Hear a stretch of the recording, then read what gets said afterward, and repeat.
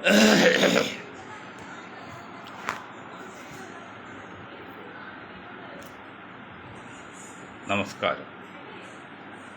ഞാൻ Moideen Shah, Indian union കോൺഗ്രസിൻ്റെ president. ബഹുമാന്യരെ, നിങ്ങൾക്കെല്ലാവർക്കും എൻ്റെയും എൻ്റെ ഗ്രൂപ്പിൻ്റെയും അഭിനന്ദനങ്ങളും ആശംസകളും. പഹൽഗാവ് വെടിവയ്പ് ഒരു ന്യായീകരണമില്ലാത്ത പ്രവൃത്തിയാണ്. നമ്മൾ പണ്ട് പറയാറില്ല, നമ്മൾ എന്ത് തെറ്റ് ചെയ്താലും അത് ന്യായീകരണം ഉണ്ടായിരിക്കണം. ന്യായീകരണം ഇല്ലാത്ത തെറ്റ് ചെയ്യാൻ പാടില്ല എന്നല്ല. അതുപോലെ അവിടുത്തെ ടൂറിസ്റ്റുകളെ വെടിവെച്ച് പോകുന്നതിൽ ഒരു ന്യായീകരണം ഇല്ലാത്ത തെറ്റായതുകൊണ്ട് അത് ശക്തമായ ശിക്ഷ കൊടുക്കുന്ന കാര്യത്തിൽ യാതൊരു സംശയമില്ല. പക്ഷേ നമ്മൾ ലാബിൽ ബ്ലഡ് ടെസ്റ്റ് ചെയ്യാൻ കൊടുത്താൽ അതിൽ കാണുന്ന അംശങ്ങളാണ് നമ്മൾ റിസൾട്ട് കാണിക്കുന്നത്. അതിൽ ആ വ്യക്തി യാതൊരു പ്രാധാന്യമില്ല. ആ രക്തത്തിൽ കാണിക്കുന്നത് കണക്കാണ്. അപ്പോൾ ഇതൊരു മനഃശാസ്ത്ര കൂട്ടായ്മയാണ്. ഇപ്പം നമ്മൾ പറയുന്നത് മനഃശാസ്ത്രമാണ്, ഫിലോസഫിയാണ്, ശാസ്ത്രീയതയാണ്.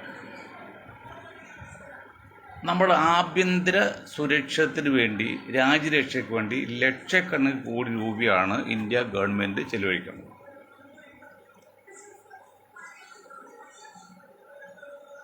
നമ്മുടെ വാജ്പേയി വിദേശകാര്യ മന്ത്രി ആയിരിക്കുമ്പോൾ ചൈന സന്ദർശിച്ചു.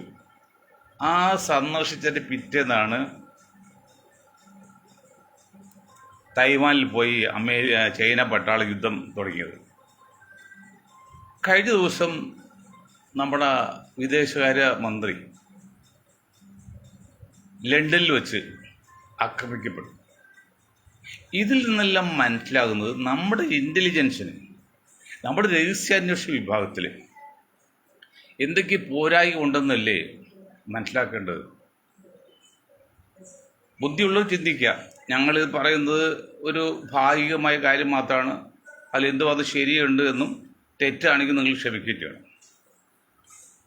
ഉദാഹരണം പറഞ്ഞാൽ, കഴിഞ്ഞ ദിവസം നമ്മുടെ ബോർഡ് ഓഫ് സെക്യൂരിറ്റി ഫോഴ്സിലെ BSF ജവാൻ പാകിസ്ഥാനും ഇന്ത്യയുടെ അതിർത്തി, ഇൻ്റർനാഷണൽ അതിർത്തി കടന്നപ്പോൾ ആ BSF സെക്യൂരിറ്റിക്കാരനെ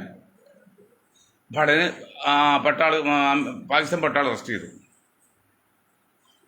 അതിർത്തി കടക്കുമ്പോൾ തന്നെ, അതും ബോർഡ് ഓഫ് സെക്യൂരിറ്റിയിലെ ഒരു ഉദ്യോഗസ്ഥൻ, സാധാരണക്കാരല്ല. അങ്ങനെയെങ്കിൽ 250 കിലോമീറ്ററിൻ്റെ ഉള്ളിലേക്ക് കയറി ഈ 4, 5, 6, 7, 8 ഭീകര യുവാക്കൾ, നിരപരാധികളായ ടൂറിസ്റ്റുകളെ തലങ്ങും വിലങ്ങും വെടിവെച്ച് കൊന്നെങ്കിൽ നമ്മുടെ ഇൻ്റലിജൻസോ അല്ലെങ്കിൽ നമ്മുടെ രാജ്യരക്ഷയുടെയൊക്കെ ഒരു പോരായികയാണെന്ന് ആരെങ്കിലും സംശയിച്ചു കുറ്റം പറയാൻ പറ്റും?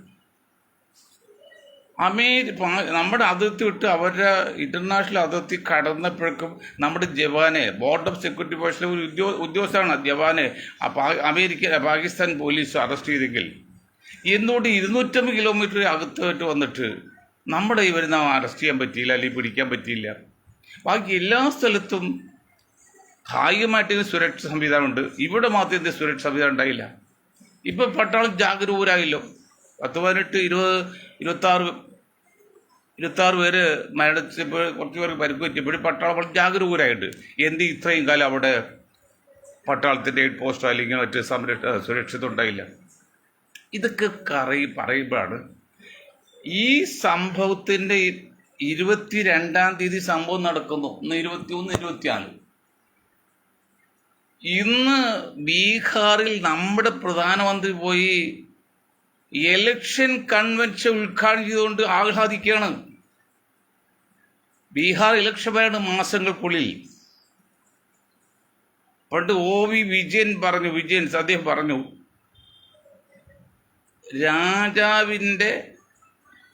രാജാവിനെതിരെ ജനങ്ങൾ തിരിഞ്ഞാൽ അതിർത്തിയിൽ യുദ്ധം ഉണ്ടാക്കുക എന്നുള്ളത് രാജ്യതന്ത്രമാണ് എന്ന് OV വിജയൻ പറഞ്ഞല്ല, പുരാണത്തിലുള്ള കാര്യമാണ്. അതുപോലെ ഈ കോൺഗ്രസ് ഗവൺമെൻറ് കാലാണെങ്കിലും ഈ ഗവൺമെൻറ്, ഏത് ഗവൺമെൻറ് കാലാണെങ്കിലും ആ ഭരണകക്ഷിക്ക് എന്തെങ്കിലും ക്ഷീണം പറ്റുകൊണ്ട് ഉടനെ അതിർത്തി യുദ്ധം ഉണ്ടാക്കുക അല്ലെങ്കിൽ എന്തെങ്കിലും ഇതുപോലെ പ്രശ്നം ഉണ്ടാക്കുക എന്നുള്ളതാണ്. ഒന്ന് ചോദിക്കട്ടെ, ഇവിടെ മുസ്ലിങ്ങളെ മുഴുവനും കൊല്ലണം എന്ന് പറയുന്ന ചില കുബുദ്ധികളുണ്ട്. അത് സംഘപരിവാർ മാത്രമല്ല, ചില മുസ്ലിം സംഘടനകളും അതിനൊക്കെ ഇങ്ങനെ അനുകൂലം നിൽക്കുന്നുണ്ട്. പക്ഷേ അവരൊന്നും ഹിന്ദുക്കളെ കൊല്ലോടുന്നു അങ്ങനെ പറയാറുണ്ടോ എനിക്കറിയില്ല. പക്ഷേ മറ്റു ചില മോശങ്ങളൊക്കെ തീവ്രവാദമൊക്കെ ഉണ്ട്. പിന്നെ ആലപ്പുഴയിൽ തലയിൽ നിന്ന് കൊച്ച് സംഘപരിവാറിനെ കുറിച്ച് പറഞ്ഞൊക്കെ അതൊക്കെ തെറ്റ് തന്നെ യാതൊരു സംശയമാക്കത്തില്ല. ഇത് ഒരു കാര്യം മനസ്സിലാക്കാം. അപ്പം ഇത്രയും രാജ്യരക്ഷാ സൗകര്യമൊക്കെ ഉണ്ടായിട്ടും ഇങ്ങനെ നടത്തിയെങ്കിൽ അതിൽ ഈ ഓടുന്നവനും ഓടിച്ചവനാണെങ്കിലും തെറ്റ് ചെയ്യുന്നതിനും തെറ്റ് ചെയ്യാൻ പ്രോത്സാഹിപ്പിക്കുന്നതിനും ഒരേപോലെ ശിക്ഷയാണ് എന്നൊക്കെയാണ് ലോകനീതി, വേൾഡ് ലോയിലുള്ളത്. അപ്പം അങ്ങനെ ആരെങ്കിലും തീവ്രവാദികൾക്ക് ഇന്ത്യയിലേക്ക് പ്രവേശിക്കാൻ ആരെങ്കിലും സൗകര്യം ചെയ്ത് കൊടുത്തെങ്കിൽ ആര് ചെയ്ത് കൊടുത്താലും അവർ രാജ്യദ്രോഹിയല്ലേ? അവരുടെയും കൂടി പേരിൽ ശിക്ഷ അവിടെ വെക്കണ്ടേ? അവരെയും കൊടുത്ത് കൊല്ലണ്ടേ? കാരണം 26 പേര് മരിച്ചതിൽ 16 പേര് മുസ്ലിങ്ങളാണ്. ഞാൻ ഇന്ത്യൻ യൂണിയൻ കോൺഗ്രസിൽ ഇങ്ങനെ ആദ്യം എടുത്ത് പോയിട്ട് കാര്യമില്ല, പറയാൻ പാടില്ല. പക്ഷേ ഇതിങ്ങനെ പറയായിരിക്കും. 26 പേര് മരിച്ചതിൽ 16 പേര് മുസ്ലിങ്ങളാണ്. അവിടെ ഷാഹൻഷാ ഉണ്ട്. ഷാഹൻഷാ എന്ന് പറഞ്ഞാൽ സയ്യിദ് ആദിൽ ഹുസൈൻ, അതിന് SHA, സയ്യിദ് ഹാദിൽ ഹുസൈൻ, അത് ഷാ എന്ന് വിളിച്ചിരിക്കാം. ഹുസൈൻ ഷാ. അപ്പോൾ ഷാഹൻഷാ, ആ ഷാഹൻഷാ എന്നുകൊണ്ട് അവിടുത്തെ ഒരു ആരായിരുന്നു, കുതിര സവാരി നടത്തി അതുകൊണ്ട് ഉപജീവനമാർക്ക് നടക്കുന്ന ഒരു സാധാരണ മനുഷ്യൻ. അദ്ദേഹം തീവ്രവാദികൾക്കെതിരെ, തീവ്രവാദികളോട് ചോദിച്ച് നിങ്ങൾ എന്താണ് ഈ നിരപരാധികളെ കൊല്ലുന്നത് ചോദിച്ചു. അപ്പോൾ ഇഷ്ടമില്ല, അവനെ തോക്ക് വാങ്ങി എതിർത്തു. അവസാനം അവരെ വെടിവെച്ച് വന്നു. അത് തന്നെയല്ല, എടപ്പള്ളിയിൽ നിന്ന് മരിച്ച മേനോൻ സാറിൻ്റെ മകൾ ആതിരയുടെ പ്രസ്താവന നിങ്ങൾക്ക് വായിച്ചാണല്ലോ. അവിടെ കാശ്മീരിലെ സഹോദരങ്ങൾ, എൻ്റെ അനിയന് ജ്യേഷ്ഠൻ പോലെ 24 മണിക്കൂറും സംരക്ഷണം ഉണ്ടായിരുന്നു. രാത്രി പാതിരക്കരം മോർച്ചറിയിൽ വന്ന് വെയിറ്റ് അവർ കൂട്ടുനിന്ന് പെങ്ങളെപ്പോലെ കണക്കാക്കി എല്ലാം സഹായിച്ചത്. എനിക്ക് കാശ്മീരിൽ 2 സഹോദരന്മാരുണ്ടായി എന്നും കൂടെ പറഞ്ഞത്. ഒരു ഹിന്ദു സ്ത്രീ മുസ്ലിം കാശ്മീരിനെ കുറിച്ച് പറഞ്ഞത്. ഇവിടെ എന്താണ്, 26 പേരിൽ 16 പേരും മരിച്ചത് മുസ്ലിം സമുദായമാണ്. ഇതിന് മുൻകാലങ്ങളെല്ലാം നടന്നതിൽ 80-90% മുസ്ലിങ്ങൾ തന്നെയാണ്. കാശ്മീരിലെ മുസ്ലിങ്ങളാണ് ഈ തീവ്രവാദികൾ കൊന്നിരിക്കുന്നത്. അപ്പോൾ തീവ്രവാദത്തിന് മതമില്ല എന്ന് പറഞ്ഞത് എത്ര ശരി, അതിന് മതമൊന്നുമില്ല. അതല്ല, അങ്ങനെ ചെയ്ത് ആരാണെങ്കിലും അവരെ പ്രോത്സാഹിപ്പിക്കാനും പാടില്ല. ഒരു നിരപരാധിയുടെ ദേഹത്ത് ഒരു തുള്ളി അല്ലെങ്കിൽ ഒരു കല്ലെറിയുന്ന ഒരു തെറ്റാണെന്നാണ് ഈ യവന്മാരെയൊക്കെ മതം പറയുന്നത്. ഞങ്ങളുടെ മതം എൻ്റെ മതമൊക്കെ ഒന്ന് തന്നെയാണല്ലോ. എന്താണ്, മറ്റൊരാളെ കുറിച്ച് മോശമായി ചിന്തിക്കുന്ന പാവമാണെന്നാണ് ഖുർആൻ പറയുന്നത്. അവർ പ്രവർത്തിക്കാൻ പാടില്ലെന്നും അറിയാമല്ലോ. എന്നിട്ട് ആ ചിന്താഗതി, ആ പേരിലുള്ള ഈ നികൃഷ്ട ജീവികൾ ചെയ്യുന്നെങ്കിൽ രാജ്യത്ത് നന്നാക്കാനല്ല. ഇതിൻ്റെ പുറകിൽ മറ്റൊരു കളിയുണ്ട്. അത് ഇന്ത്യയിലെ എല്ലാ ജനങ്ങളും, കാശ്മീരിലെ എല്ലാ ജനങ്ങളും ജാതി മത ഭേദമെന്ന് ചിന്തിക്കണം. നമുക്കൊരു സ്വിറ്റ്സർലൻഡ് ഉണ്ട്, ലോകപ്രസിദ്ധമാണ്. ഈ കാശ്മീരിനെ അവർ ചെല്ലു പറയുന്നത് ജൂനിയർ സ്വിറ്റ്സർലൻഡ്, മിനി സ്വിറ്റ്സർലൻഡ് എന്നൊക്കെ പറയും. മിനിയല്ല, മിനിയാണ്. കാരണം സ്വിറ്റ്സർലൻഡിനേക്കാൾ വിജയ് അല്ലെങ്കിൽ പ്രോത്സാഹനം ചെയ്തിരുന്നെങ്കിൽ അതിനേക്കാൾ ലോകപ്രസിദ്ധമാകേണ്ട ഒരു സ്ഥലമാണ് കാശ്മീർ. പ്രകൃതി അനുകൂലമാണ്. അതിനെ ചില കുബുദ്ധികൾ, ചില തീവ്രവാദികളും വർഗീയവാദികളും നശിപ്പിച്ചു. ഇപ്പം ഈ സ്ഥലത്ത് തന്നെ ടൂറിസ്റ്റ് വരുമാനം നിന്നാണ് അവിടെ സാധാരണ ജീവിക്കുന്നത്. അതുപോലെ ഇല്ലാതെയായില്ല, ഇനി ആരും ഇങ്ങോട്ട് പോവുമോ? അപ്പോൾ കാശ്മീരിനെ ഇന്ത്യയിൽ ഉൾപ്പെട്ട് കാശ്മീർ പ്രദേശത്തെ ലോകപ്രസിദ്ധമാക്കാൻ സമ്മതിക്കില്ല എന്നുള്ളതിലാണ് സ്വിറ്റ്സർലൻഡ് തന്നെ സ്ഥിരം നിലനിൽക്കുന്നുണ്ടെങ്കിൽ എന്ത് ചെയ്യണം? ലോകത്ത് ഏറ്റവും വലിയ വരവരച്ച ഒരാൾ, അതിനെ ചെറുതാക്കാൻ എന്താ വഴി? അതിനടിയിൽ അതിനേക്കാൾ വലിയ വരവെക്കാം.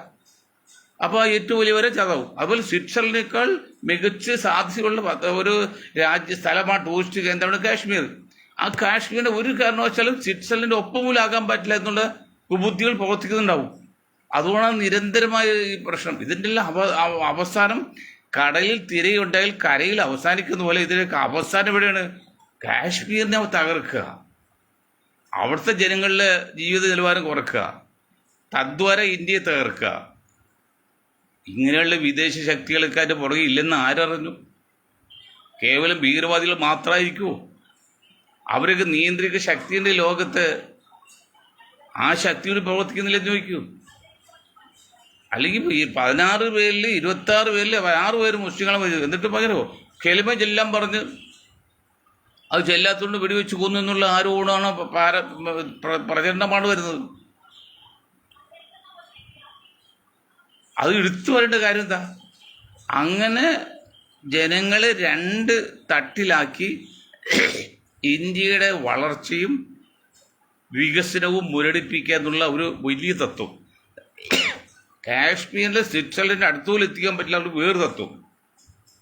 ഇന്ത്യയെ ഒരു കാരണവശാലും ഉന്നതിയിലെത്താൻ പറ്റില്ലാത്ത വേറെ തത്വം. ഇങ്ങനെ പല പല തത്വങ്ങളും പ്രചരണങ്ങളും ഊടാലോചനയൊക്കെ ഉള്ളതിൻ്റെ ഫലമായിട്ട് കൂടിയാണ് ഈ കാശ്മീരിൽ കാലാകേളമായിട്ട് ഇതുള്ളൂ. ഞങ്ങൾ ഇന്നലെ പറഞ്ഞു, ഒരു കാരണവശാലും ഇന്ത്യയെ സംബന്ധിച്ച് ഇന്ത്യയിൽ ഒരു മുട്ടുസൂചി കുത്ത സ്ഥലം പോലും അറിഞ്ഞോ അറിയാതെയോ, ഇപ്പോൾ ചൈന അറിയാതെ കയ്യേറി എന്നൊക്കെ പറയുന്നത്, അതങ്ങനെ ഔദ്യോഗികമായിട്ട് വന്നിട്ടില്ല. എങ്ങനെയും സമ്മതിക്കില്ല. ഇന്ത്യ മഹാരാജ്യം നിലനിൽക്കുന്ന കാലം നമുക്കത് സമ്മതിക്കാൻ പറ്റില്ല. നമ്മുടെ രാജ്യത്ത് ഒരു മുട്ടുസൂചി കുത്താൻ പോലും സ്ഥലം പോലും ആ വിട്ടുകൊടുക്കാൻ പറ്റില്ല. അത് സത്യമാണ്, അതാണ് നിൽക്കേണ്ടത്. അപ്പോൾ ഇത് കിട്ടൂല എന്നറിയാം. എന്നിട്ട് അവർ ചെയ്യുന്നത്, അവർ രാജ്യം നശിച്ചാലും വേണ്ടില്ല ഇന്ത്യയെ നശിപ്പിക്കുക അല്ലെങ്കിൽ കാശ്മീർ നശിപ്പിക്കുക എന്നുള്ളതൊക്കെ അങ്ങനെയാണ് ചിന്തിക്കുന്നതെന്ന് ആരെയും ചിന്തിച്ചാൽ കുറ്റം പറയാൻ പറ്റുമോ? എന്താണ് ഈ സംഭവം? നിരപരാധികളെ കൊല്ല, എന്ത് ന്യായമാണ്? അങ്ങനെ തീവ്രവാദികൾക്കാണെങ്കിൽ അവർ പട്ടാളക്കാർ യുദ്ധിക്കാൻ കിടക്കും, എന്നിട്ട് അവൻ ചാവും അല്ലെങ്കിൽ പട്ടാൾക്ക് കൊല്ലും. ഇതല്ല നിരപരാധികൾ ഇവർ ആയുധമായിട്ട് വന്നവരാണോ? വെറുതെ, പ്രത്യേകിച്ച് വേനൽക്കാലമാണ്. വേനൽക്കാലം മീനിങ് വേനൽക്കാലമാണെന്ന് മാത്രമല്ല, സ്കൂൾ സീസൺ, അവധി സീസണാണ്. അപ്പോൾ പ്രത്യേകിച്ച് ടൂറിസ്റ്റുകൾക്ക്, ലോക്കൽ ടൂറിസ്റ്റുകളും പിന്നെ അന്തർദേശീയ ടൂറിസ്റ്റുകളൊക്കെ വരുന്നതാണ്. ആ സ്ഥലത്തും ഈ സമയത്തൊക്കെ നമ്മുടെ പട്ടാളവും നമ്മുടെ ഗവൺമെൻറ്റും പരമാവധി സെക്യൂരിറ്റി അല്ലെങ്കിൽ സുരക്ഷിത്വം ഉറപ്പാക്കേണ്ടതുണ്ടായിരുന്നു. അവിടെ വീഴ്ച പറ്റിയിട്ടുണ്ട്, അതന്വേഷിക്കണം. അപ്പോൾ ഇതിലെല്ലാം രാഷ്ട്രീയമാണ് കണക്കുന്നത്. ഇന്ത്യയിലെ ജനങ്ങളെ 2 ധ്രുവീകരണത്തിൽ വരുത്തിയിട്ട് പാർട്ടി വളർത്തുക, അത് മറ്റു രീതിയിൽ മുതലെടുക്കുക എന്നുള്ള തത്വം ഉണ്ടെങ്കിൽ അതൊക്കെ തെറ്റ് തന്നെയാണെന്ന് മാത്രമല്ല ശരി, അത് അനുകൂലിക്കാൻ പറ്റില്ല. ഇതാണ് അവസ്ഥ. ഏതായാലും ഇന്ത്യ ഗവൺമെൻറ് എന്ത് നടപടി സ്വീകരിച്ചാലും നമ്മളെല്ലാവരും ഇന്ത്യയുടെ പൗരൻ എന്ന നിലയിൽ, രാജ്യസ്നേഹി എന്ന നിലയിൽ നമ്മൾക്ക് അതിന് സപ്പോർട്ട് ചെയ്യാണ്. സംഭവിച്ചതെതിരെ എതിരെയാണ്, കഴിഞ്ഞൊക്കെ പോട്ടെ. അപ്പോൾ അതങ്ങനെ ചെയ്യണമെന്ന് വിനീതമായി അഭ്യർത്ഥിക്കുകയാണ്. നമ്മളെല്ലാവരും, ഇന്ത്യയിലെ മുഴുവൻ ജനങ്ങളും അക്കാര്യത്തിൽ ഗവൺമെൻറ്റിൻ്റെ കൂടെ ഉണ്ടെന്ന് കോൺഗ്രസ് പ്രതിപക്ഷ പാർട്ടി പറയുമ്പോൾ ഞങ്ങളും പറയുകയാണ്. ഞങ്ങളൊരു പ്രതിപക്ഷ പാർട്ടിയാണ്. ഇനി നമ്മുടെ ലോക്കൽ കാര്യത്തിൽ കടന്നാൽ നമ്മുടെ വിഷയം നിർത്താം. അതൊന്ന്, കൊല്ലത്ത് റെയിൽവേ സ്റ്റേഷൻ എടുത്ത് ഒരു അമ്പലത്തിലെടുത്ത് ഒരു ഈ പലഹാരം വിൽക്കുന്നവൻ കത്തി അല്ലെങ്കിൽ തിളച്ച് നിൽക്കുന്ന എണ്ണയിലേക്ക് പ്ലാസ്റ്റിക്കിൻ്റെ കൂട് കാണിച്ച് ഉരുക്കി മിക്സ് ചെയ്ത് ഇതൊക്കെ ഉണ്ടാക്കി ആരോടും വന്നാൽ കട നിർത്തിയിരിക്കുക. മനുഷ്യ അതംബോധിച്ചാൽ എത്രയും വലുതാകാം. മൃഗങ്ങളെക്കാൾ കഷ്ടമാണ് മനുഷ്യ അതംബോധിച്ചത്. മൃഗങ്ങൾക്ക് കുറച്ചും കൂടെ നീതിയുണ്ട്, മനുഷ്യൻ നീതിയില്ല. ഈ കൊല്ലത്ത് തന്നെയാണ് വർഷങ്ങൾക്ക് മുമ്പ് 80 കാലഘട്ടത്തിൽ പട്ടി ഇറച്ചി മാട്ടിറച്ചിയായിട്ട് ആടിറച്ചിയായിട്ട് വിളിച്ച് പോലീസ് പിടിച്ചപ്പോൾ അവന് അടുക്കയുടെ പുറകെ കൂടി ഓടിപ്പോയതൊക്കെ ഈ കൊല്ലത്ത് തന്നെയാണ്. അപ്പോൾ മനുഷ്യൻ ലാഭത്തിന് വേണ്ടി എന്ത് ചെയ്യാമെന്ന് പറഞ്ഞാൽ അവനൊക്കെ എന്താ ചെയ്യേണ്ടത്? എൻകൗണ്ടറിൽ തട്ടിക്കളന്നാണ്. എൻകൗണ്ടറിൽ ഇപ്പോൾ കർണാടകയിൽ 5 വയസ്സുകാരെ ബലാത്സംഗം ചെയ്ത് കൊന്നു എന്ന് പറഞ്ഞാൽ അവനെ പോലീസ് അവിടെ വെടിവെച്ച് കൊന്നുകൊണ്ട് കാര്യം അത് ശരിയാണെന്ന് വേണമെങ്കിൽ പറയാമെങ്കിലും നിയമം കയ്യിലെടുക്കാൻ അവകാശമാണെന്നുള്ളത് വേറെ ചോദ്യം. അതൊക്കെ വിദഗ്ധന്മാർ ചർച്ച ചെയ്യട്ടെ. ഇതാണ് കൊല്ലത്തെ കാര്യം. നമ്മൾ വീണ്ടും ഇനി വരുന്നത് നിലമ്പൂർ ഇലക്ഷൻ, കേരള രാഷ്ട്രീയത്തെക്കുറിച്ചാണ്. ഇന്ത്യൻ രാഷ്ട്രീയത്തെക്കുറിച്ച് ഇപ്പോൾ നമ്മൾ പറയുന്നത് ഈ നമ്മുടെ അൻവർ ആണെങ്കിലും മദ്നി സാഹിബ് ആണെങ്കിലും മൊയ്തീൻ ഷാ ആണെങ്കിലും മനസ്സിലാക്കേണ്ട ഒരു കാര്യമുണ്ട്. ഇത് തുറന്ന് പറഞ്ഞാൽ പാമ്പിൻ്റെ ഇരയാണ് തവളയെ രക്ഷിക്കുമ്പോൾ പാമ്പിന് ഇഷ്ടാവില്ല. പാമ്പ് തവളയേക്കാൾ ശക്തനാണ്. അപ്പം നമ്മളിത് ഈ ശുദ്ധഗതിയിൽ പറഞ്ഞു കഴിഞ്ഞാൽ ഇത് കേൾക്കുന്ന പലതരം ആൾക്കാരാണ്. ചില ആൾക്കാർക്ക് ഇഷ്ടപ്പെടില്ല, അവർ വളരെയധികം എതിർപ്പുണ്ടാക്കും. എതിർപ്പുണ്ടായെങ്കിലും ഉണ്ടായിക്കോട്ടെ, നമുക്ക് ഇനി എന്താ നഷ്ടപ്പെടാനുള്ളത്? ഈ ജീവൻ മാത്രം ബാക്കിയുള്ളൂ, അവർ നഷ്ടപ്പെടി പോട്ടെ എന്ന് വയ്ക്കാം. കാരണം ആദ്യം മദ്നി സാഹിബിനെ കുറിച്ച് പറയാം. നിങ്ങൾ ബുദ്ധിയുള്ള രാഷ്ട്രീയക്കാർ അൻവറിനെ പോലെ ചിന്തിക്കണം. മദനി സാഹിബ് ആദ്യമായിട്ട് സമുദായത്തിൽ സംഘടിപ്പിച്ച് ഉണ്ടാക്കി അത് ഈ പാർട്ടിയൊക്കെ രൂപീകരിച്ച് അങ്ങനെ മുന്നോട്ട് പോകുമ്പോൾ അവസാനം ചുരുക്കി പറയാണ്, അവസാനം സമാജ് പാർട്ടിയിൽ ലയിക്കാൻ തീരുമാനിച്ചു. സമാജ് പാർട്ടിയിൽ ലയിക്കാൻ തീരുമാനിച്ചു. എറണാകുളത്ത് വലിയ സമ്മേളനം, ലോഡ് കണക്കിന് പോസ്റ്റൊക്കെ അടിച്ചിറക്കി. അന്ന് ജോ ആന്റണിയാണ്, അന്നും ഇന്നും സമാജ് പാർട്ടിയുടെ കേരളത്തിലെ റെപ്രസെൻറ്റേറ്റീവ് ജോ ആന്റണിയാണ്. അന്ന് രാജേഷ് ഷൗപ്പ്, മുലായം സിംഗ് രാജേഷ് ഷൗപ്പ് മന്ത്രി കൂടിയാണ്. അങ്ങനെ വലിയ സംഘാടക സമിതിയൊക്കെ ഉണ്ടാക്കി എറണാകുളത്ത് പരിപാടി വെച്ച്. പക്ഷേ തലേ ദിവസത്തെ രാത്രി പറഞ്ഞു മുലായം വരില്ല എന്ന്. അത് മദനി സാഹിബ് ഒന്നും മനസ്സിലാക്കുന്ന കാര്യം, മുലായം കേരളത്തിൽ വരണമെങ്കിൽ CPMൻ്റെ സെക്രട്ടറി പ്രകാശ് കാരാട്ടാണ്. പ്രകാശ് കാരാട്ട് പറയണം. പ്രകാശ് കാരാട്ട് പറയണമെങ്കിൽ കേരളത്തിൽ പിണറായി വിജയൻ പറയണം. പിണറായി വിജയൻ പറയണമെങ്കിൽ കേരളത്തിൽ നായർ ലോബിയിലെ നേതാക്കൾ പറയണം.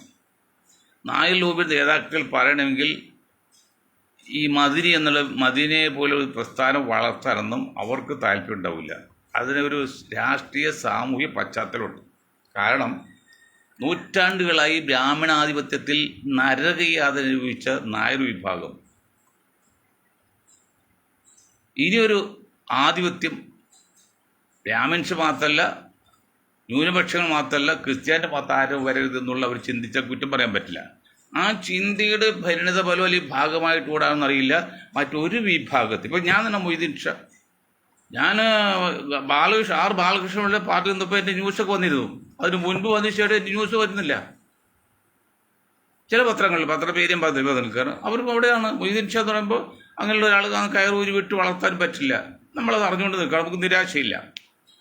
അതുപോലെ മദനി അന്ന് സമാജ്വാദി പാർട്ടിയിൽ ലയിച്ചിരുന്നെങ്കിൽ ഇന്ന് മദനി അകത്താവൂലെന്ന് മാത്രമല്ല, മദനി എന്ന് അറിയപ്പെട്ട ഒരു രാഷ്ട്രീയ പ്രസ്ഥാനത്തിൻ്റെ നേതാവായനെ. സമ്മതിക്കില്ല. TH മുസ്തഫ പറഞ്ഞ് ഞാൻ ന്യൂനപക്ഷക്കാരനായതുകൊണ്ട് എന്നെ ഒതുക്കി, അല്ലെങ്കിൽ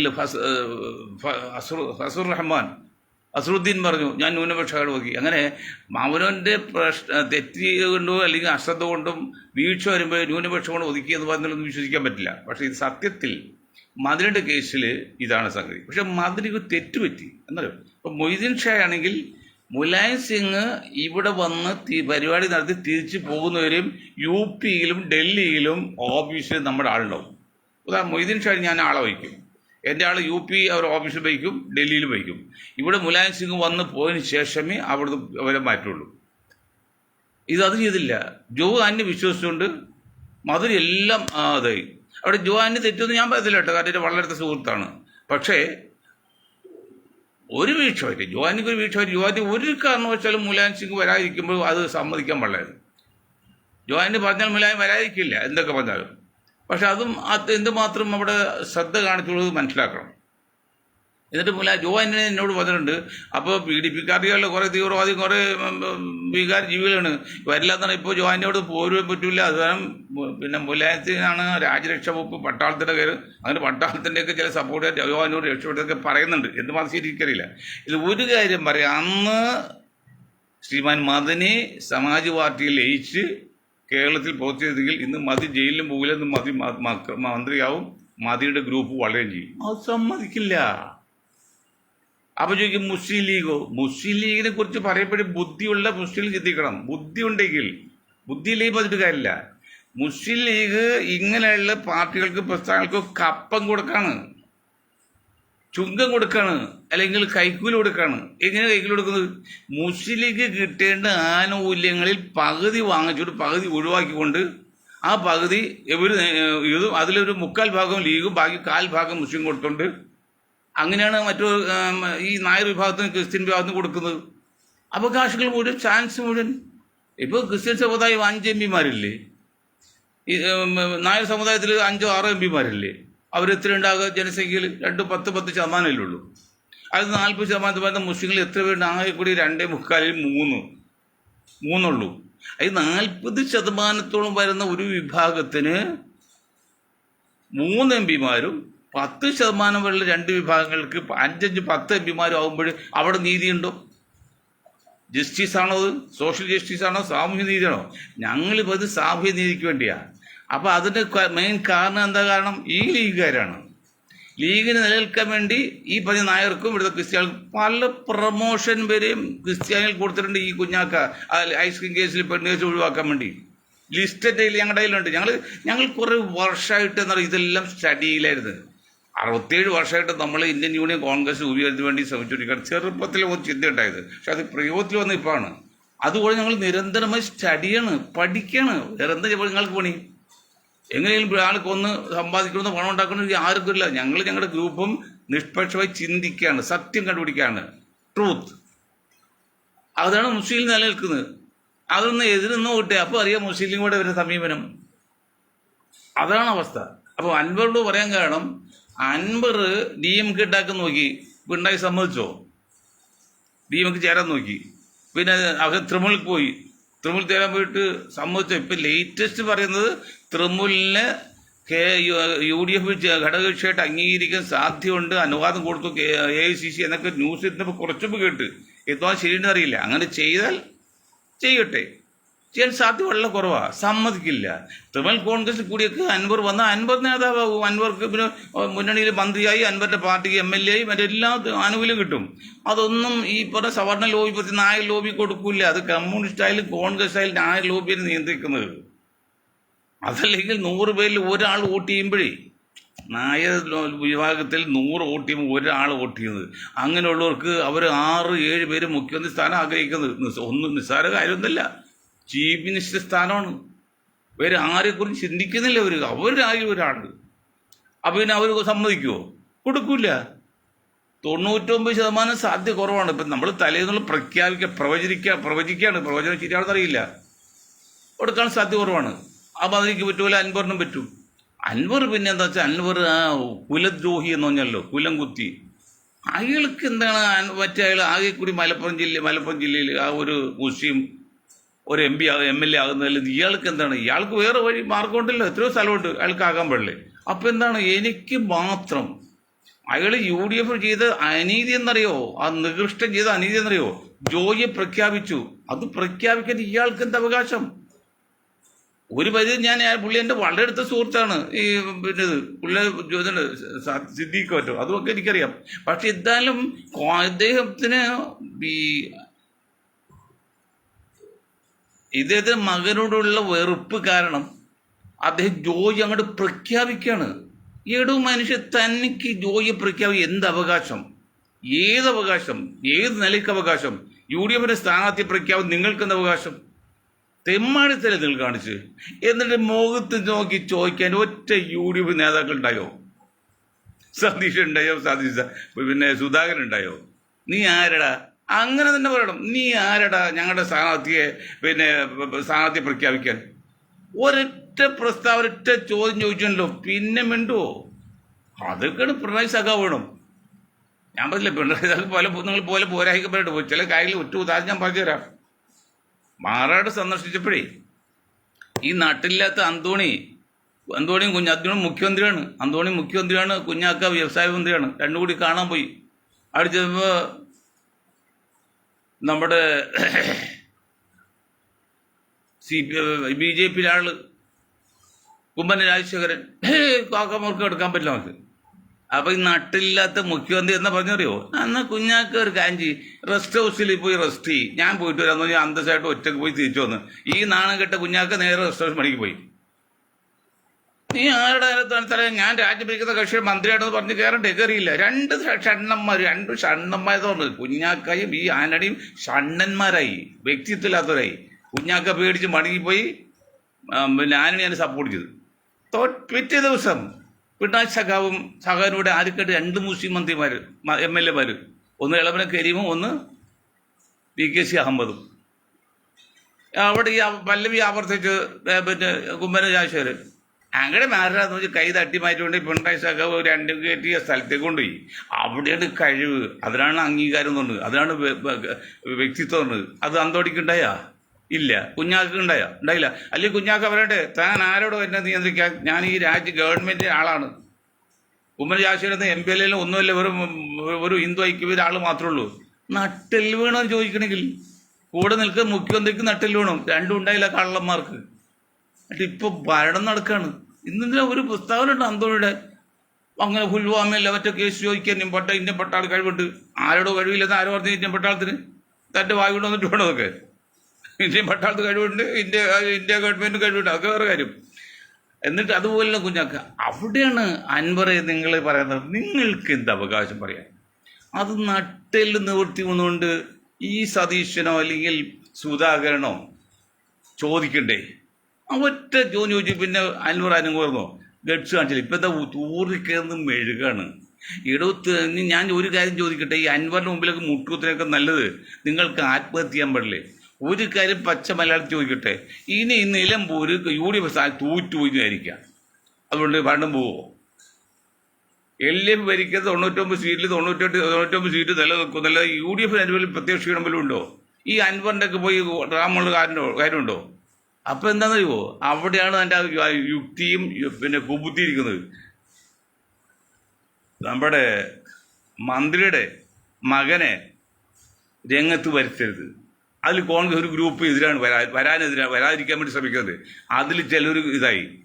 നിങ്ങൾ നോക്കിയാൽ നാളെ ജോയി ചിലപ്പോൾ പ്രഖ്യാപിക്കും. തീർന്നതോടെ UDFൻ്റെ. കാരണം ഞങ്ങളെ ഗ്രൂപ്പ് ജനങ്ങളുടെ മാൻഡേറ്റ്, ജനങ്ങളുടെ വികാരം മനസ്സിലാക്കി ചെയ്താ. അതിൽ ജാതി മതം രാഷ്ട്രീയം ഒന്നുമില്ല, നിഷ്പക്ഷമായി ചിന്തിച്ച് ജനങ്ങളുടെ വികാരമാണ്. കാരണം 2 ടേമിൽ എന്തുകൊണ്ട് UDF തോറ്റുപോയി എന്ന് പറയാൻ കാരണം അറബിക് സർവകലാശാല. ഞാൻ പല പ്രാവശ്യം പറഞ്ഞു, അറബിക് സർവകലാശാല തുടങ്ങാൻ ഈ കുഞ്ഞാക്കയുടെ കൂട്ടുകാരൻ സ്പോക്കൺ ഇംഗ്ലീഷുകാരനും സമ്മതിച്ചില്ല, കുഞ്ഞുഞ്ഞു സമ്മതിച്ചില്ല, പിന്നെ കുഞ്ഞുമാണി സമ്മതിച്ചില്ല, കോട്ടയത്താരൻ ചീഫ് സെക്രട്ടറി കച്ചായി സമ്മതിച്ചില്ല. അവർ പറഞ്ഞു അങ്ങനെ അനുവദിക്കണമെങ്കിൽ ഞങ്ങൾക്ക് ബൈബിൾ കോളേജിലും സർവകലാശാല വേണം, ബൈബിളിൽ നിന്ന് വരും. അങ്ങനെ നിരാശരുമായി മടങ്ങിപ്പോയ മുസ്ലിങ്ങൾ തീരുമാനമെടുത്തു, ഇനി കള്ളന്മാരെടുത്ത് കൈമുട്ടാൻ പറ്റത്തില്ലെന്ന്. അത് ഏതുപോലെ വർഷങ്ങൾക്ക് മുമ്പ് കാൻഷാംജി 5000 പേരെ പങ്കെടുപ്പിച്ചുകൊണ്ട് വോട്ട് ക്ലബ്ബ് മൈതാനി, ഞാനൊക്കെ പങ്കെടുത്തില്ലേ, വോട്ട് ക്ലബ്ബ് മൈതാനിയിൽ മണ്ഡൽ കമ്മീഷൻ റിപ്പോർട്ട് നടപ്പാക്കാൻ പറഞ്ഞ് 40 ദിവസം സമരം നടത്തി. അവിടെ തന്നെ അപ്പീലാൻ സൗകര്യമുണ്ട്, ഭക്ഷണ സൗകര്യം, ഉറങ്ങാൻ സൗകര്യം, എല്ലായിടും തുടർച്ചയിൽ ആരും പുറത്തു പോയിട്ടില്ല. 40 ദിവസം നടത്തിയിട്ടും കോൺഗ്രസ് ഗവൺമെൻറ് തിരിഞ്ഞു നോക്കിയില്ല. അവസാനം കാൻഷാം പറഞ്ഞു, ഇനി നിങ്ങളുടെ മുമ്പിൽ ഞങ്ങൾ വരുന്നില്ല, ഇനി ഞങ്ങളുടെ വോട്ടിൽ നിങ്ങളുടെ ഭരണം വേണ്ട, ഞങ്ങൾ ഭരിക്കുന്നു. ഞാൻ UP വന്ന് പ്രവർത്തിച്ച് 4 പ്രാവശ്യം ആ മോളെ മുഖ്യമന്ത്രിയാക്കി. പക്ഷെ ആ മോള് വഴിതെറ്റിപ്പോയി എന്ന് പറയാൻ പറ്റും. അങ്ങനെ BSP ഇല്ലാതെ പോയില്ലോ, അതാണ് സംഗതി. അതുപോലെ മുസ്ലിം സമുദായം പോയി. അപ്പോൾ അവരൊരു 2-3% ഒന്നും മറച്ചു വോട്ട് ചെയ്ത്. എങ്ങനെ മറച്ചു വോട്ട് ചെയ്തെന്ന് അറിയോ? ഞാൻ ഒരു കാര്യം പറഞ്ഞ് നിർത്താം. ആലപ്പുഴയിൽ ശശികലയല്ല, പിന്നെ അവർക്കുണ്ടല്ലോ, അവർക്ക് ഇത്രയും 1 ലക്ഷം വോട്ട് എങ്ങനെ കൂടുതൽ കിട്ടി ശോഭയ്ക്ക്? കാരണം ഞാൻ പറഞ്ഞില്ലേ, അത് കമ്മ്യൂണിസ്റ്റ് പാർട്ടി ഈഴവരോട് കാണിച്ച അനീതിക്കെതിരെ ഈഴവ വിഭാഗത്തിൽ നല്ല ശതമാനം വോട്ടന്മാർ അത് പ്രതികരിച്ചു. ഇത് ഹോട്ടൽ മുതലാളി എന്തെങ്കിലും തെറ്റ് ചെയ്താൽ അവനോട് ചോദിക്കാനോ എതിർക്കാനോ ഈ തൊഴിലാളിക്ക് സാധിക്കില്ല. അപ്പോൾ തൊഴിലാളി ചെയ്യും, വെളിച്ചെണ്ണ അടുപ്പിൽ വയ്ക്കും. 1 കിലോ വെളിച്ചെണ്ണ വെച്ചാൽ 1 മിനിറ്റ് കൊണ്ട് കത്തി പോകും. മുതലാളിക്ക് 100 രൂപ, അന്നൊക്കെ അത് 100 പോവോ, ഇപ്പം 300 വെച്ചാണ് പോവോ? അതുപോലെയാണ് അവർ മറിച്ച് വോട്ട് ചെയ്ത്. ആർക്ക് വോട്ട് ചെയ്ത്? കോൺഗ്രസിനല്ല വോട്ട് ചെയ്ത്, BJP ജയിക്കൽ ഉറപ്പാണ്. അങ്ങനെ 50,000 വോട്ട് കൂടിയത്. ഇപ്പുറത്ത് KC വേണുപോലെ എതിരെ വന്നിട്ട് കോൺഗ്രസ്സുകാരും കുറച്ച് വോട്ട് ചെയ്ത്. അങ്ങനെ 1 ലക്ഷം വോട്ട് കിട്ടി. 1 ലക്ഷം വോട്ട് ഒരു പാർലമെന്റ് ഇലക്ഷനിൽ കൂടുതൽ കിട്ടായെന്ന് പറഞ്ഞാൽ നിസ്സാര കാര്യമല്ല, അത് നമ്മൾ അംഗീകരിക്കുക. അതിനർത്ഥം ഈഴ് വിഭാഗം BJPക്ക് ചായവായെന്നല്ല, കമ്മ്യൂണിസ്റ്റ് പാർട്ടി പിണറായി സഖാവിൻ്റെ അഹങ്കാര ധിക്കാരത്തിനെതിരെ പ്രതികരിച്ചാണ്. അതുപോലെ മുസ്ലിം സമുദായം ഒന്ന് തിരിഞ്ഞപ്പോഴാണ് 99 സീറ്റ് പിന്നെ LDFന് കിട്ടിയത്. മനസ്സിലാക്കണം, UDF മനസ്സിലാക്കണം, കുഞ്ഞാക്ക മനസ്സിലാക്കണം. ഇപ്പോഴും നിങ്ങൾ ആവർത്തിക്കുന്ന ആ വഞ്ചന തെറ്റാണ് ഈ സമുദായത്തോട് കാണിക്കുക. എനിക്ക് ഈ സമുദായത്തിന് പ്രത്യേക ഒരു സ്നേഹമില്ല. പക്ഷേ നമുക്ക് സ്നേഹമുള്ള സാമൂഹ്യ നീതിയാണ്. ഒരു സ്നേഹമില്ല, പ്രത്യേക സ്നേഹമില്ലാതല്ല, സമുദായ സ്നേഹമില്ലാതല്ല, ഒരു പ്രത്യേക താല്പര്യ സ്നേഹമില്ല. പക്ഷേ ആ സാമൂഹ്യ നീതിയാണ്, എല്ലാവർക്കും നീതി ലഭിക്കുക. അപ്പോൾ ഈ സമുദായത്തിൽ കിട്ടണം, അതാണ് കൂടി പറയുന്നത്. അത് ചെയ്യാതെ ജോലി ആക്കി നോക്ക്, സംഗതി മറിഞ്ഞു പോവും. ഇപ്പൊ വേറൊരു കാര്യമല്ല, BJP എന്ന പ്രസ്ഥാനം നിലമ്പൂരിൽ സ്ഥാനാർത്ഥി നിർത്തുന്നില്ല എന്നൊക്കെ ഒരു ചിന്ത വരുന്നുണ്ട്. അതിനർത്ഥം പരസ്യമായിട്ട് വോട്ട് വിൽപ്പനയായിരിക്കും. LDFന് വോട്ട് ചെയ്തും കോൺഗ്രസ് തകർക്കാന്നുള്ള അവരുടെ ലക്ഷ്യം. ആ ഘട്ടം വിചാരിച്ചിട്ടുണ്ട്. ഇപ്പോഴും കോൺഗ്രസിന് തറവറ നിൽക്കാണ് ഇപ്പോൾ. അതായത് ദ്വാരക ഹോട്ടലിൽ കൈ കാണിച്ച വെള്ളം വരും, സ്വിച്ച് ഒന്നും ഇടണ്ട. ഇലക്ട്രോണിക് ഇപ്പോഴല്ലേ 10-30 വർഷം മുമ്പാണ്, ഇപ്പോൾ വരുന്നില്ല. അതുപോലെയാണ് ഇപ്പോഴും അറബി മദ്രസകളെ പറഞ്ഞ് തറവറ പഠിപ്പിക്കുകയാണ്. കാലം മാറി ഇലക്ട്രോണിക് യുഗമായി എന്ന് പറഞ്ഞാൽ മനസ്സിലാവില്ല. അതുപോലെയാണ് കോൺഗ്രസ് ഇപ്പോഴും പഴയ തറവറ നിൽക്കുകയാണ്, അൻവറിന്റെ സിമ്പതി കെട്ടി നിൽക്കുകയാണ്. എന്താണ് കോൺഗ്രസ്സുകാരെ, നിങ്ങൾക്ക് പോയി ചാവം പാടില്ല. ഇത്രയും അനുകൂലമായ സാഹചര്യം ഇന്ത്യയിൽ കേരളത്തിൽ ഉണ്ടായിട്ട് അത് യൂട്ടിലൈസ് ചെയ്യാൻ നിങ്ങൾക്ക് സാധിക്കുന്നില്ലെങ്കിൽ നിങ്ങൾ എന്തിനാണ് ഈ രാജ്യത്തിൻ്റെ പേരും പറഞ്ഞ് പ്രതിപക്ഷ പേരും പറഞ്ഞ് ഇന്ത്യയിൽ പ്രവർത്തിക്കുന്നത്? ഒറ്റ ഉദാഹരണം ഞാൻ പറഞ്ഞത് നിർത്താം. അതായത് ഇപ്പോൾ തൃണമൂൽ കോൺഗ്രസിനെ ഒഴിവാക്കാം, അവർ സപ്പോർട്ട് വേണ്ട എന്നാണ് ഇപ്പോൾ ഈ പ്രിയദർശിനി ഇപ്പോൾ ജൂനിയർ പ്രിയദർശിനിയല്ലോ പ്രിയങ്ക ഗാന്ധി പറഞ്ഞത്. ഞാൻ ഇന്നലെ പറഞ്ഞത്, ഞാൻ പറയുന്നത് മറ്റ് ജനങ്ങൾ ഞങ്ങളോട് പറയുന്ന അഭിപ്രായമാണ് എൻ്റെ വായിൽ കൂടി വരുന്നത്. അവർ പറഞ്ഞ ആരാണ് പ്രിയങ്ക ഗാന്ധി ചോദിക്കുന്നത്? 543 സീറ്റുള്ള ഇന്ത്യൻ പാർലമെന്റിലേക്ക് ഇന്ത്യയുടെ പ്രധാനമന്ത്രിയാകാൻ ആഗ്രഹിക്കുന്ന അല്ലെങ്കിൽ പ്രതിപക്ഷ നേതാവ് ആകാൻ സാധ്യതയുള്ള ലോകപ്രസിദ്ധരായ പ്രിയങ്കയും രാഹുൽ ഗാന്ധിയും ഈ കേരളത്തിലെ മുസ്ലിം ലീഗിൻ്റെ കാലിനിടയിൽ എന്ന് പറഞ്ഞാൽ അത് തെറ്റ അശ്ലീല ഭാഷ, കാലിൻ്റെ അടിയിൽ വന്ന് മത്സരിച്ച് ജയിച്ച് അർമാദിച്ച് ഡൽഹി പാർലമെന്റിലേക്ക് എത്തിയപ്പോഴേ അവരൊരു കാര്യം വിട്ടുപോയി. 543 സീറ്റുള്ള ഇന്ത്യൻ പാർലമെന്റിലേക്ക് എം പി ആയ മതിയെങ്കിൽ എവിടെ നിന്ന് ജയിച്ചാലും മതി, ഓരോട്ടിന് ജയിച്ചാലും മതി. പോരല്ലോ, ബൽക്ക് 278 സീറ്റുണ്ട്.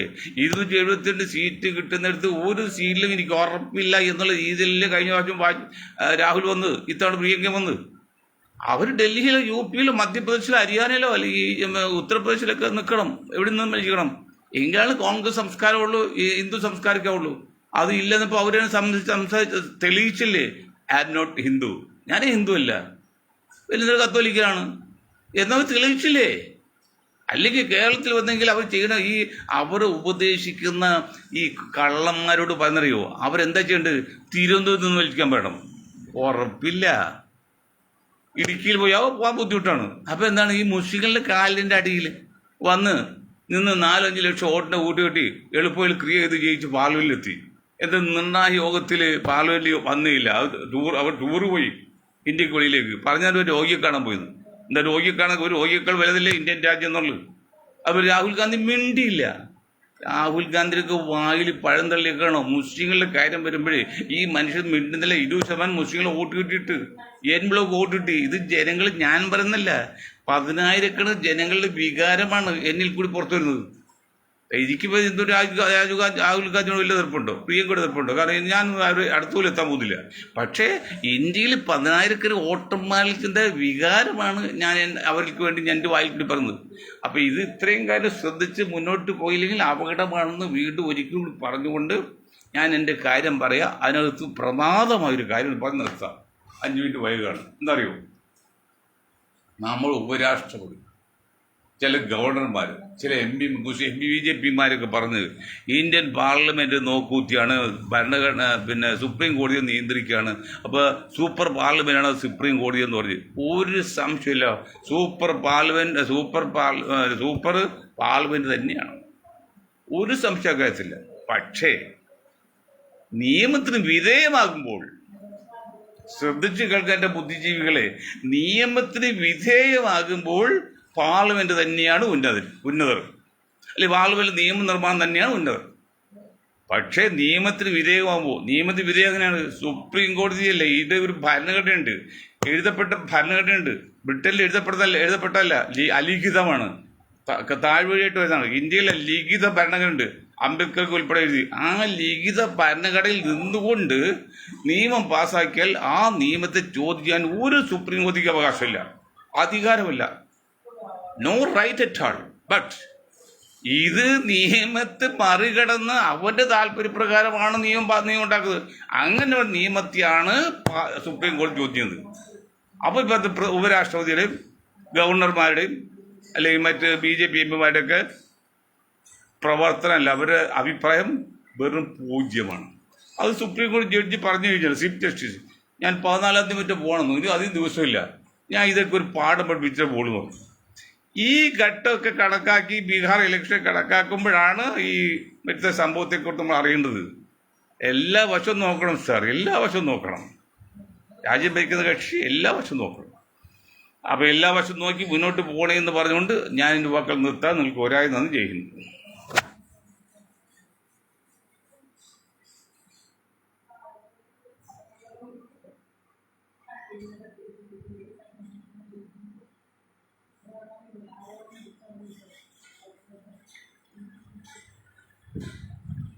കവി ഞാൻ ഫിനിഷ് ഞെക്കി. അപ്പോൾ ഷെയർ ബ്രോഡ്കാസ്റ്റ് നോക്കിയത് മാറിപ്പോയോ?